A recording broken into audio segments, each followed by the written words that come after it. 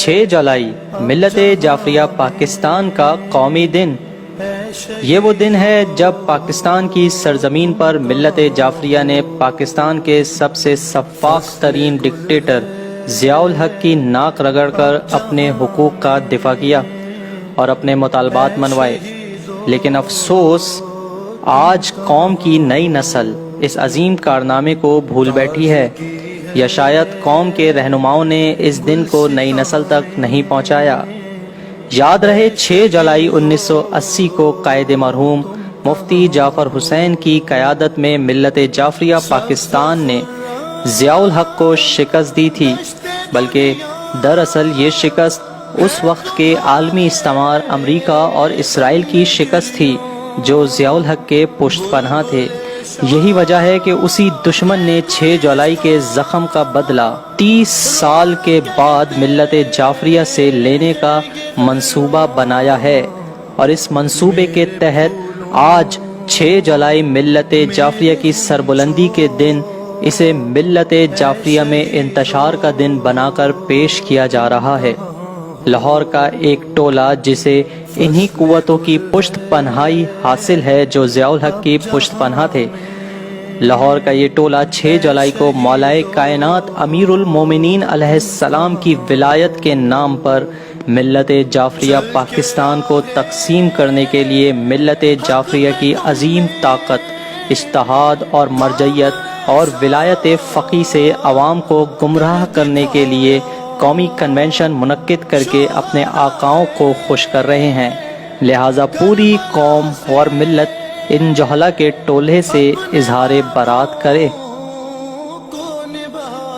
اہم نقطہ یہ ہے کہ ان جہلا کے گروہ نے 6 جولائی کے دن ہی کا انتخاب کیوں کیا۔ 6 جولائی نہ صرف 1980 کو ملت جعفریہ کی کامیابی کا دن تھا، بلکہ اس کے بعد بھی آنے والے سالوں میں 6 جولائی کو ملت جعفریہ نے عظیم منازل طے کر کے ملت کی سربلندی پائی، جس کی تفصیل ہم اس ویڈیو میں نئی نسل کو بتا رہے ہیں تاکہ ملت جعفریہ اپنی تاریخ سے باخبر رہے اور جہلا ٹولے سے ہوشیار رہے۔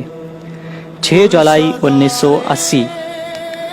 پاکستان کی تاریخ میں ملت تشیع کا یادگار دن۔ 1980 جب ملت تشیع اپنے مطالبات کے حصول کے لیے اسلام آباد میں جمع ہوئے تو مذاکرات کی ناکامی کے بعد عوام نے اپنے قائد مفتی جعفر حسین کی قیادت میں سیکریٹریٹ پر قبضہ کر لیا۔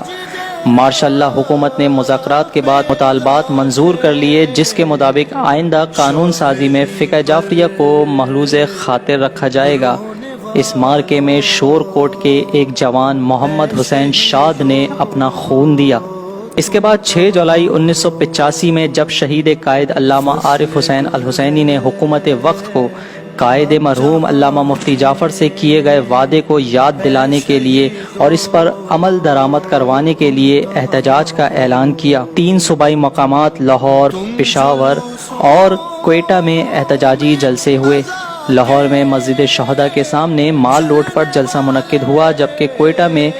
لوگ جب امام بارگاہ سے باہر نکلے تو پولیس نے ان پر اندھا دھند فائرنگ کر دی، جس کے نتیجے میں 16 افراد شہید اور 20 زخمی ہوئے، جبکہ سینکڑوں افراد کو گرفتار کر لیا گیا۔ اسیران کی رہائی کے لیے قائد شہید علامہ عارف حسین الحسینی نے 1 مئی 1986 کو کوئٹہ کی جانب لانگ مارچ کا اعلان کیا۔ لانگ مارچ کی مہم کے نتیجے میں 1 مئی سے قبل ہی تمام اسیران رہا ہو گئے۔ 6 جولائی 1987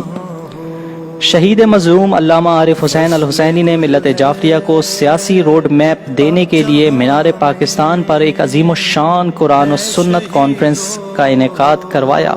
شاید یہ ملت جعفریہ کی تاریخ کی سب سے بڑی کانفرنس تھی۔ یہ کانفرنس توقع سے زیادہ کامیاب ثابت ہوئی، جس میں ہمارا راستہ کے نام سے منشور پیش کیا گیا، جو دراصل پاکستانی نظام سیاست کے حوالے سے ملت جعفریہ کا موقف تھا، جو اس کانفرنس میں پیش کیا گیا۔ اس کانفرنس کی کامیابی کا اندازہ اس بات سے لگایا جا سکتا ہے کہ دشمن نے محسوس کر لیا کہ پاکستان کی سرزمین پر ایک اور ملت جعفریہ کا مضبوط گروہ تشکیل پا چکا ہے، لہٰذا اسی خوف کے سبب اسی کانفرنس کے اگلے برس 5 اگست 1988 کو دشمن نے شہید مظلوم شہید قائد کو کرائے کے قاتلوں کے ذریعے شہید کروا دیا۔ فصل گل ہے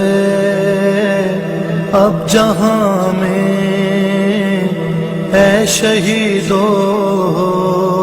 تم کہاں ہو، بن تمہارے کیا بہاریں یہ تھی 6 جولائی کی داستان، لیکن آج اسی 6 جولائی کو ملت جعفریہ کی سربلندی کا دن منانے کی بجائے ملت میں تقسیم اور انتشار پیدا کرنے کے لیے لاہور کا ایک ٹولہ، جو کہ دراصل استعماری طاقتوں کا محرک ہے، ملت کو مزید تقسیم در تقسیم کر رہا ہے۔ ہم باشعور ملت جعفریہ کو یہ پیغام دینا چاہتے ہیں کہ ایسے شر پسند عناصر جو مولائے کائنات کی ولایت کا پرچم اٹھا کر عوام کو گمراہ کر رہے ہیں، ملت کی تذلیل کا سبب بن رہے ہیں، ان کے خلاف متحد ہو جائیں اور ان کا راستہ روکیں۔